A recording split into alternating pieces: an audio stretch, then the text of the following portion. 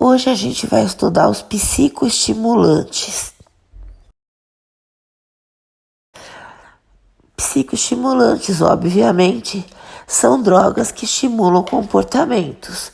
Quais? Todos, sejam patológicos ou não. Basicamente, essas drogas vão aumentar a dopamina, noradrenalina ou as duas nas sinapses.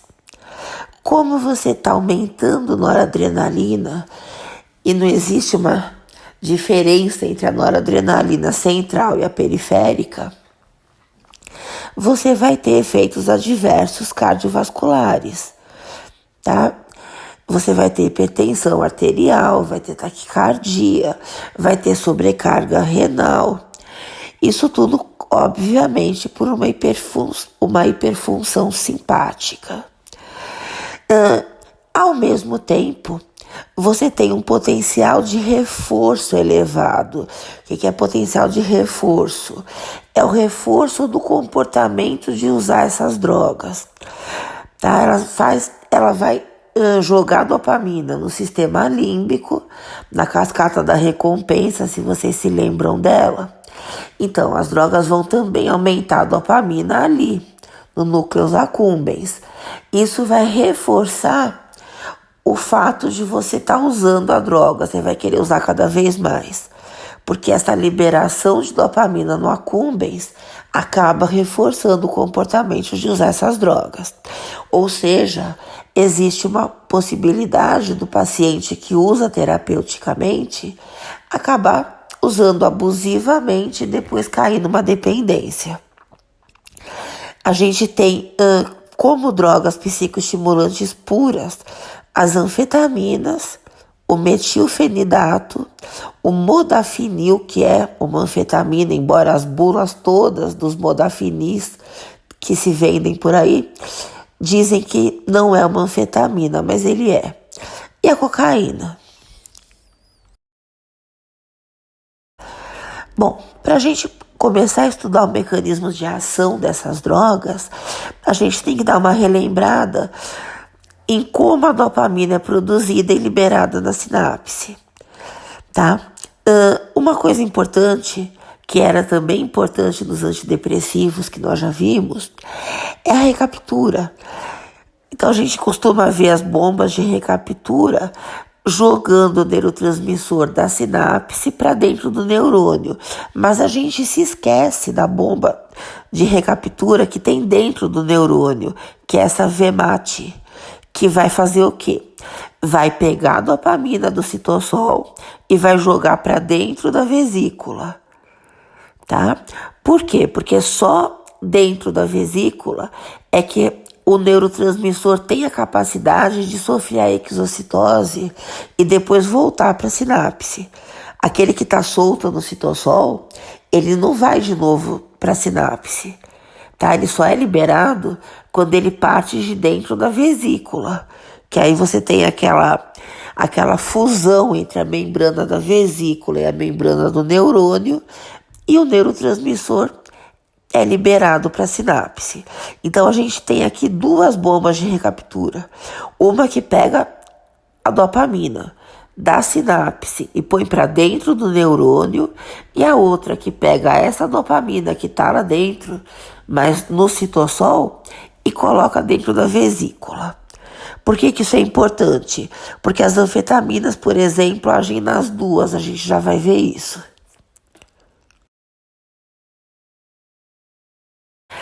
Bom, as anfetaminas, elas foram muito usadas como anorexígenos, tá, no emagrecimento. Hoje em dia ainda são usadas, não tanto como antes, mas são. Qual é o problema de você usar anfetaminas, e aqui entra o modafinil também, como anorexígenos? Não vai funcionar? Vai. Essas drogas vão estimular o centro da saciedade e o paciente realmente não vai ter apetite. O problema é que na hora que você retira essas drogas, o paciente não tem como estimular o centro da saciedade sem elas. Então o que ele faz? Ele come. Então o paciente emagrece, mas ele volta a engordar rapidamente e, em geral, ele fica mais gordo do que ele estava antes de usar o medicamento.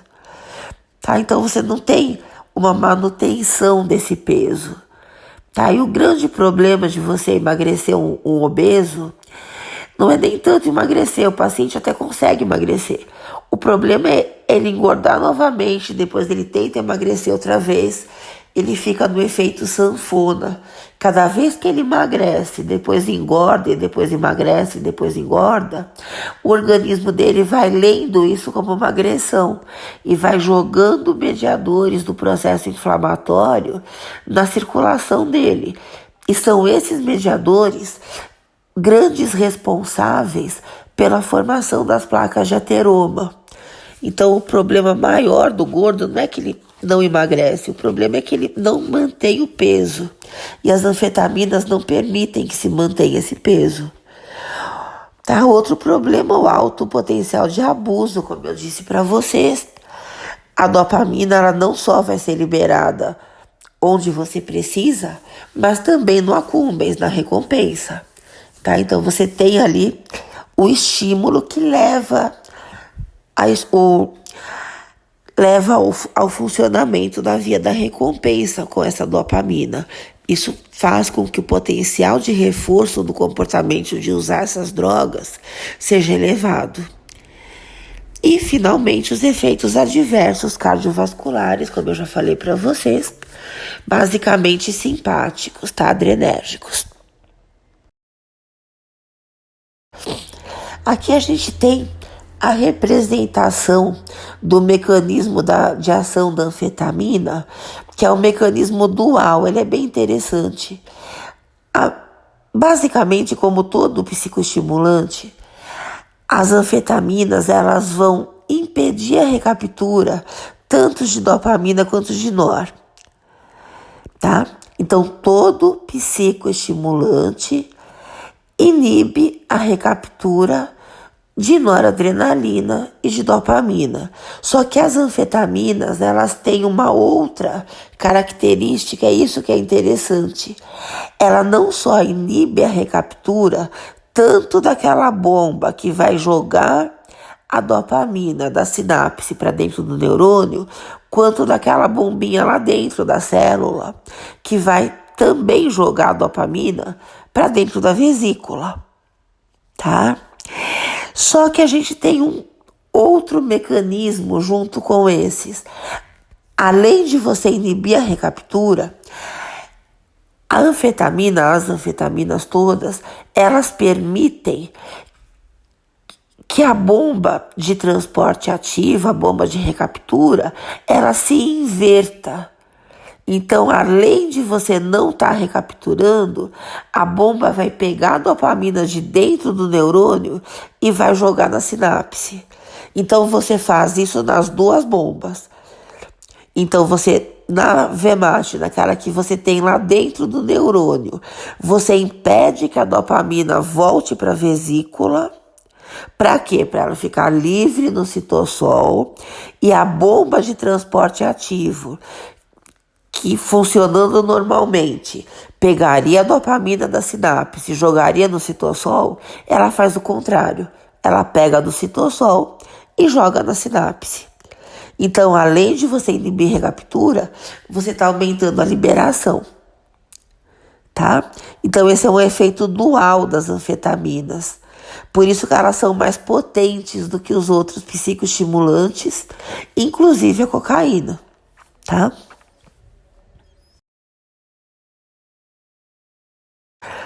Aqui, representando isso que eu acabei de falar para vocês, a gente tem a anfetamina dextro e a levo.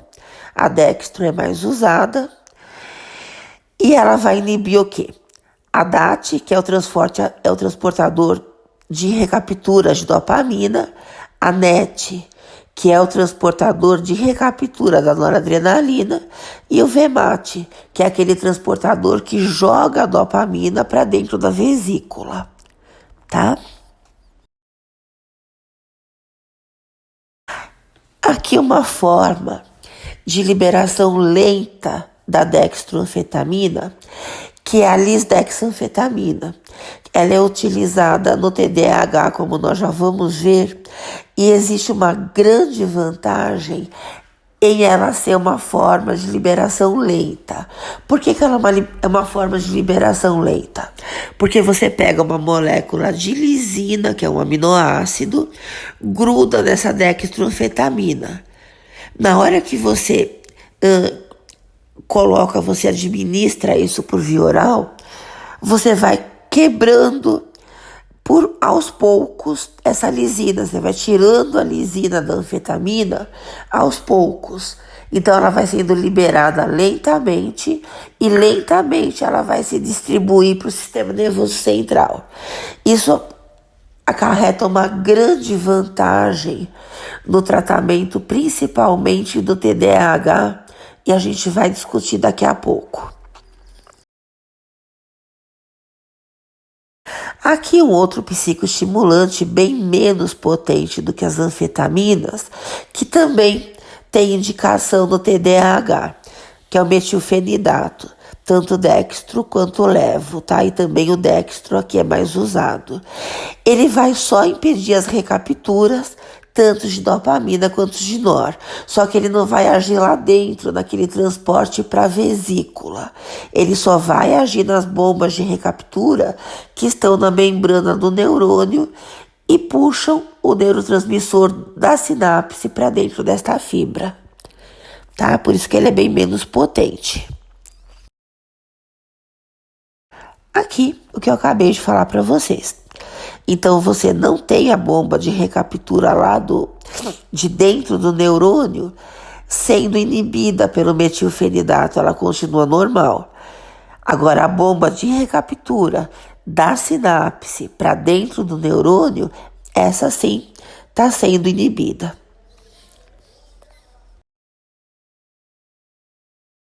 Para a gente discutir um pouco mais dos psicoestimulantes, é interessante que a gente se fixe na doença, no transtorno, que tem a maior indicação para psicoestimulantes.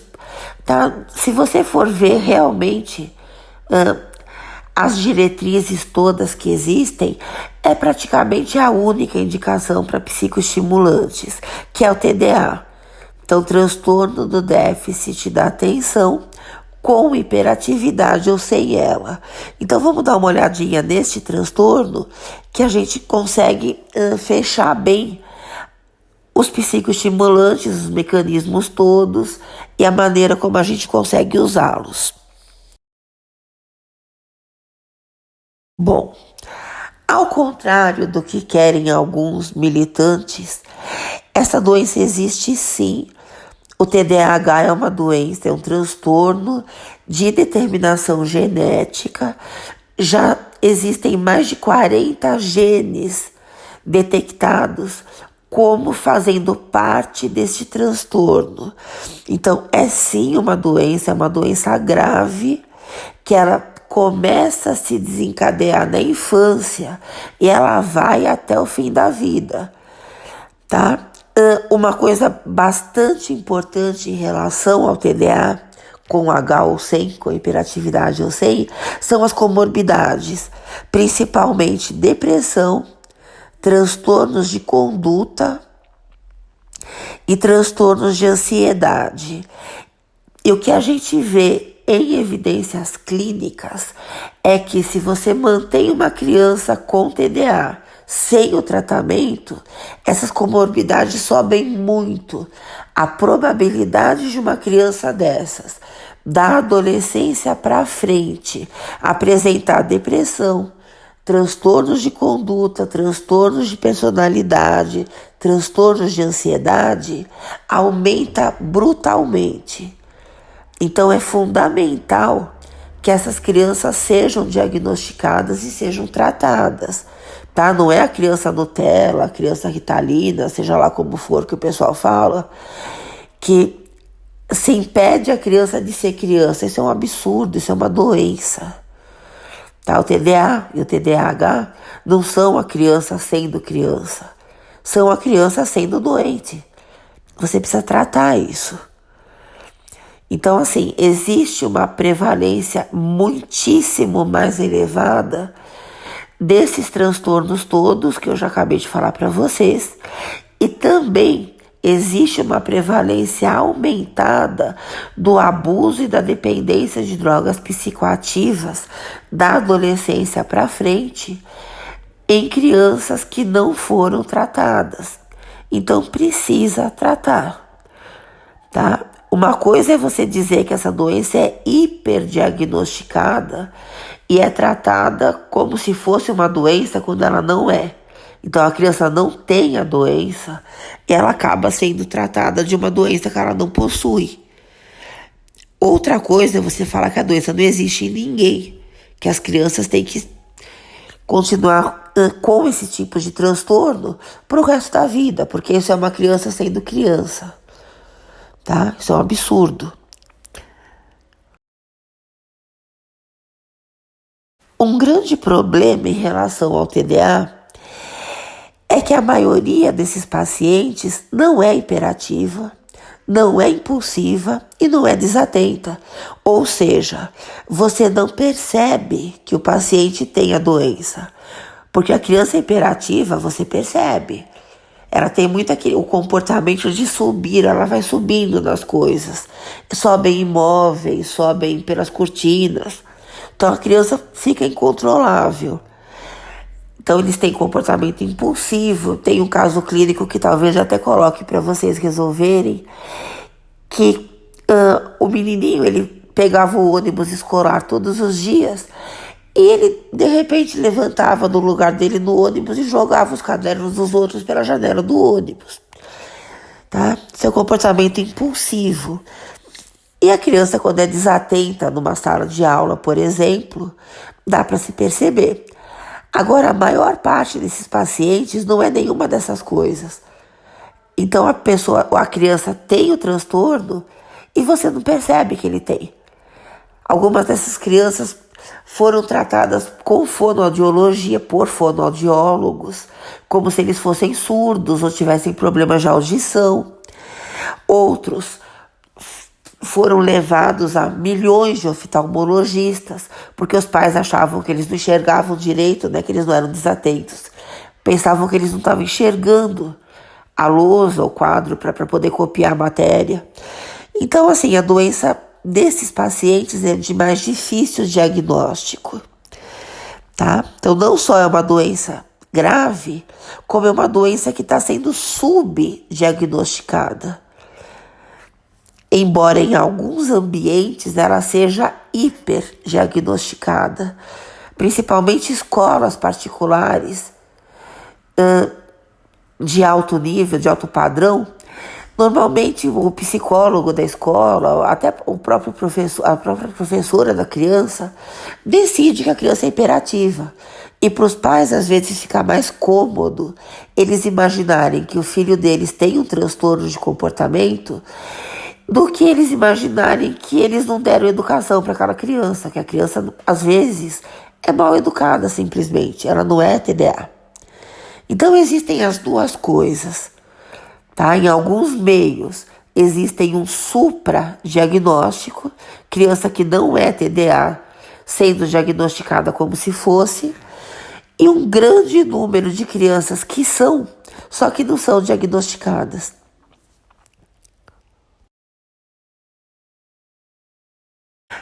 Agora, uma relação entre os principais sintomas desse transtorno e os diferentes centros do nosso cérebro. Então, a hiperatividade, obviamente, vem da córtex motora pré-frontal. A incapacidade da criança e do adulto também, que essa doença vai até o final da vida, mas a incapacidade do paciente de focalizar, de manter o foco num estímulo só, tem a ver com uma dificuldade, um déficit de funcionamento, principalmente noradrenérgico, na córtex cingulada anterior dorsal, tá? Então, o CCA dorsal responde por essa dificuldade da criança focar, tá? O orbital frontal córtex pré-frontal orbital, responde pela impulsividade, pelo comportamento impulsivo, tá? E, finalmente, a córtex pré-frontal dorsolateral responde pela incapacidade de manter a atenção e de resolver problemas. Então, é aquela criança que desiste. Ela está fazendo alguma coisa, de repente ela percebe que não está dando certo, ela desiste e vai embora. Tá? Então, a criança vai o tempo todo pulando de uma atividade para outra. Esse é um déficit do pré-frontal dorsolateral, tá? Agora, déficits naquelas áreas que a gente acabou de ver. Mas déficits de quê? De dopamina e de noradrenalina. Então, as duas, na córtex pré-frontal como um todo, estão deficitárias, tá? Por isso que você pode até pensar, mas uma criança hiperativa, ela tá obviamente estimulada em excesso. Por que a gente vai dar ainda um estimulante para ela? Não é que ela está estimulada em excesso. O problema é que você tem regiões do cérebro mais estimuladas do que outras. E justamente aqui na córtex orbital frontal, que faz o nosso freio, essas crianças têm o déficit, tá? Então você precisa fazer um aumento de aporte, e nesse caso a noradrenalina é até mais importante do que a dopamina, embora as duas sejam importantes, para que você consiga estimular a capacidade de focar a atenção num só estímulo e apagar os outros, de manter essa atenção e de bloquear o comportamento impulsivo e o comportamento hiperativo, tá? Tudo isso decorre de uma estimulação que você precisa fazer para normalizar os impulsos, principalmente no orbital frontal, tá? Mas no pré-frontal como um todo.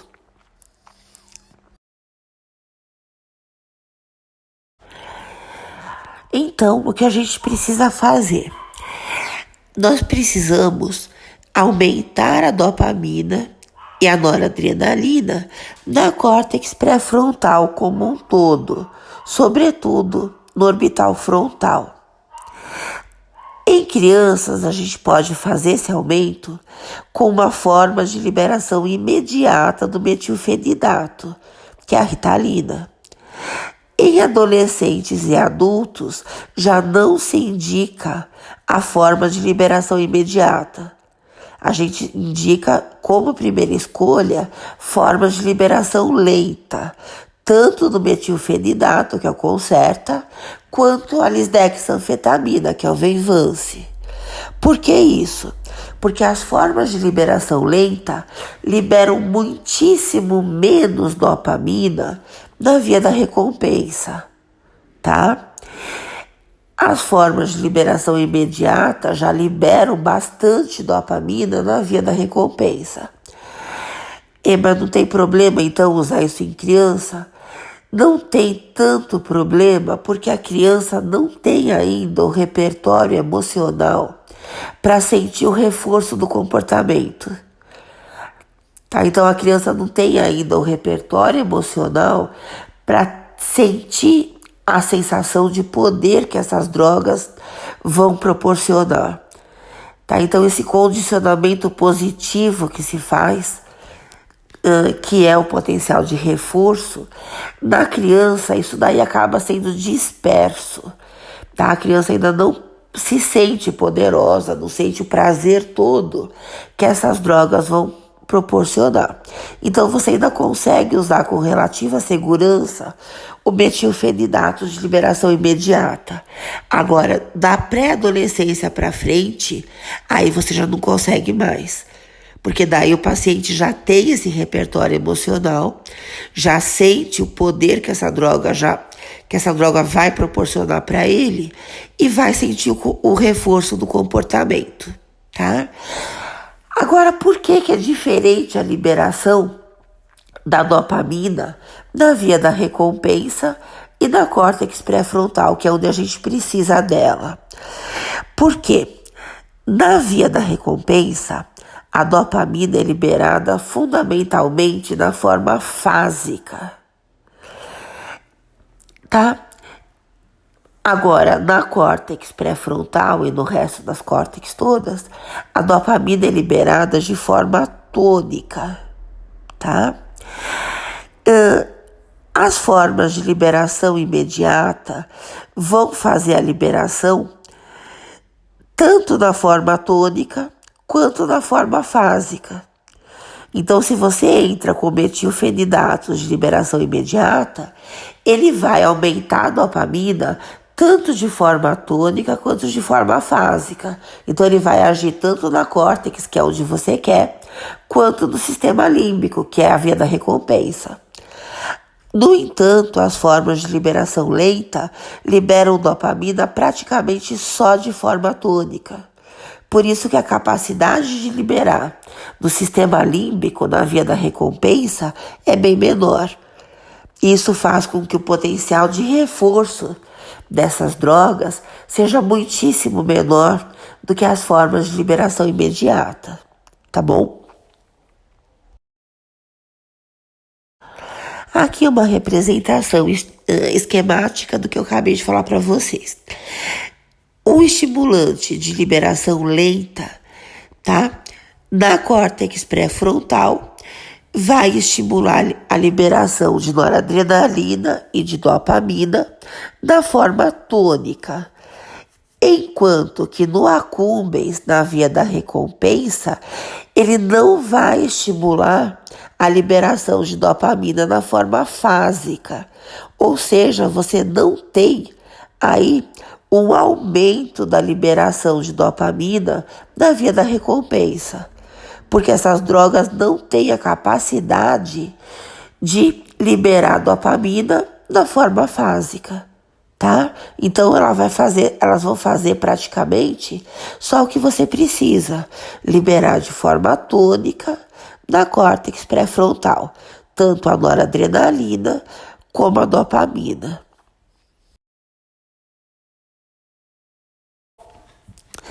Aqui a gente vê na córtex pré-frontal a liberação de noradrenalina e de dopamina é tônica, tá? Aqui embaixo você percebe, olha, o eletrofisiógrafo mostrando essa liberação, tá? Uma liberação tônica.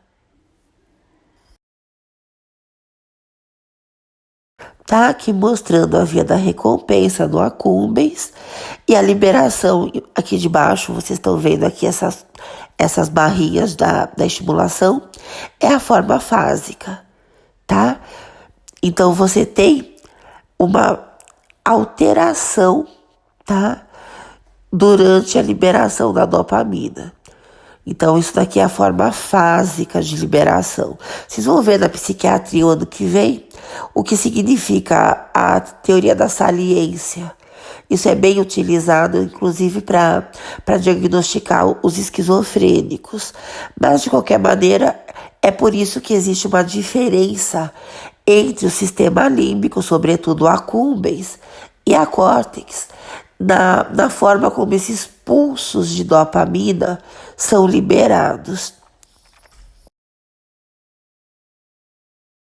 E, finalmente, um esquema mostrando a última parte do que eu falei para vocês, que é o fato de você usar uma droga de liberação imediata, tá? Estimulantes pulsáteis, aí significa a forma de liberação imediata. Você tem um aumento de dopamina tanto na forma tônica quanto na forma fásica. Você libera das duas maneiras. Então você vai agir onde você precisa, que é a córtex pré-frontal. Só que você vai estar agindo também onde você não gostaria, que é a via da recompensa.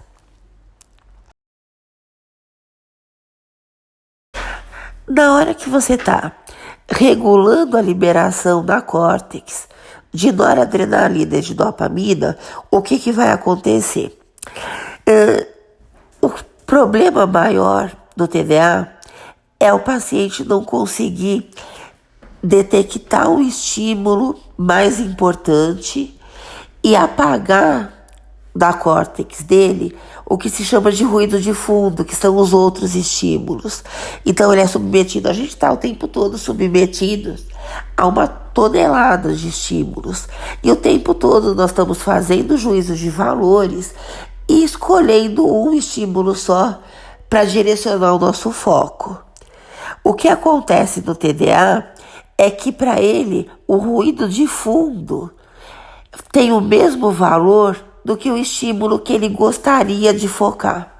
Então ele não consegue. Para ele todos os estímulos têm o mesmo peso, tá?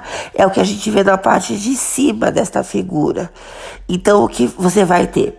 Você vai ter a mudança do foco, da atenção, o tempo todo de um estímulo para o outro. Porque esse paciente não consegue diminuir a força do ruído de fundo, tá?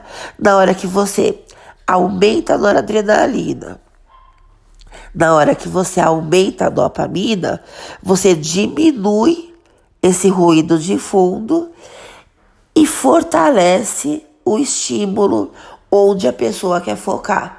Então o paciente passa a ter a capacidade de fortalecer o estímulo que ele deseja e diminuir a força dos outros. É um juízo de valores que ele faz. Então aqui ele regula qual é o estímulo que ele prefere que predomine dentro da córtex dele, tá? Ou seja, ele focaliza a atenção dele num estímulo só. Isso ele consegue com a regulação da liberação de noradrenalina e de dopamina na córtex pré-frontal. Em relação a efeitos adversos dos psicoestimulantes, a gente tem alguns, além daqueles que eu já falei para vocês. Estimulação simpática, então, teoricamente, aumento de pressão arterial, sobrecarga renal, taquicardia, tá? O metilfenidato e a lisdexanfetamina, anfetamina latenciada, que a gente chama profármaco, tem muito menos capacidade de gerar esses efeitos periféricos, mas eles existem, tá? Os maiores problemas realmente em relação a esses psicoestimulantes utilizados no TDAH, que são o metilfenidato de liberação imediata e de liberação lenta, e a lisdexanfetamina, são efeitos ainda centrais. O que você tem? Irritabilidade, insônia, agitação, estimulação do centro da saciedade, e aí existe uma preocupação dos pais de crianças hiperativas que essas drogas podem dar retardo no crescimento das crianças. Isso é interessante porque, inclusive, uma orientada minha de TCC está fazendo esse levantamento. O que está se percebendo em evidências clínicas é o contrário. Crianças hiperativas que estão fazendo uso de psicoestimulantes estão tendendo mais à obesidade do que as crianças que não estão fazendo uso de psicoestimulantes. O motivo disso não se sabe ainda, mas é uma evidência clínica que já tá se formando, tá? Mas é evidente que existem os problemas pontuais de diminuição do apetite e de retardo no crescimento da criança. Dá para você contornar isso? Dá. Como é que você faz? Você orienta os pais dessas crianças a usarem essas drogas depois que a criança tomou o café da manhã. Então eles concentram a maior parte das calorias diárias dessa criança no café da manhã. Aí eles administram a droga, tá?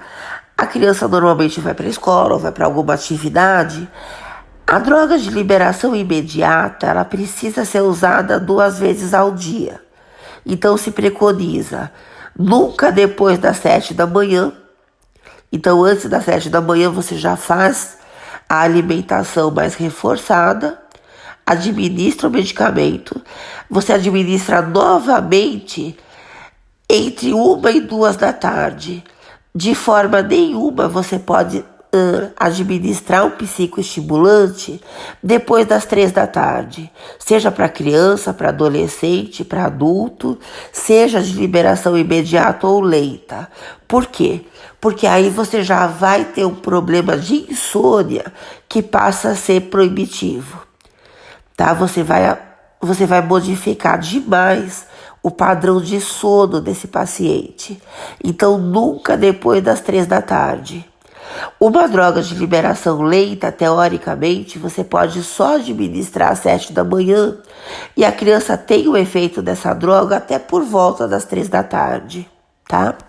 E a droga de liberação de liberação imediata, você vai utilizar às 7 da manhã e por volta da 1 da tarde. Agora, o que acontece? Essas drogas não vão ensinar a criança a fazer o foco. A droga só permite que ela aprenda. Então, você vai ter que ensiná-la, tá? Não faz nenhum sentido você dar um psicoestimulante para uma criança hiperativa e deixar ela sozinha por aí. Ela tem que ter alguém, seja na escola, seja fora da escola, que sente com ela e fala, olha, agora a gente vai estudar. Você vai ler isso daqui. Daqui a 10 minutos nós vamos fazer um intervalo. Você vai dar uma volta. Depois você vem de novo. A gente vai ler mais 10 minutos. Então você tem que ensinar a criança a focalizar a atenção dela. A droga vai permitir que ela consiga isso. Só que ela não vai aprender sozinha. E também não é a droga que vai ensiná-la, tá? Então, se você alimentar essa criança antes de você usar a primeira dose, antes das 7 da manhã, e depois que passou o efeito da segunda, se ela está tomando de liberação imediata, não vai ter muito problema de você ver retardos de crescimento, tá? De qualquer forma, o que se percebeu em evidências clínicas é que depois da infância, quando a criança chega na pré-adolescência, ela já está com altura e peso compatíveis com o das crianças que não utilizam essas drogas. E o que está se percebendo, mais uma vez, é que um grande grupo dessas crianças que usam psicoestimulantes tem peso maior do que as crianças que não usam, tá? Isso ainda está para ser explicado o motivo, mas que existem esses casos relatados, eles existem, tá? Finalmente, drogas não psicoestimulantes que também são usadas no TDAH. Quando você tem uma droga que não é psicoestimulante, ela já sai com vantagem no tratamento de adolescentes e adultos, porque aí você tem o risco de potencial de reforço bem menor, tá?